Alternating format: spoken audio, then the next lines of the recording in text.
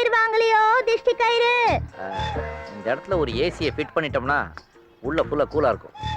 அடடடடடடா, என்ன புது லாரி இது. ஆமா ஆமா ஆமா. யாரு டிரைவரு? ஏன் என்ன பார்த்தா தெரியலையா? நான் தான் இந்த லாரிக்கு ஓனர், டிரைவர், கிளீனர் எல்லாமே. சந்தோஷம், ரொம்ப சந்தோஷம். நீ நல்லா வரணும்னா இத பாரு, இந்த கந்திஷ்டி விநாயகர் இருக்கார் இல்லையா, இவரை வாங்கி உன் லாரியில தொங்க விடு. பிட்டி கேர்ள். ஆமா, இந்த மொத்த ஏரியாவுக்கு பெரியவங்க ஏதாவது பேர் வச்சிருக்காங்களா? கோடி. சாரி கோடி, எனக்கு அந்த லார்டு மேல நம்பிக்கை இருக்கு.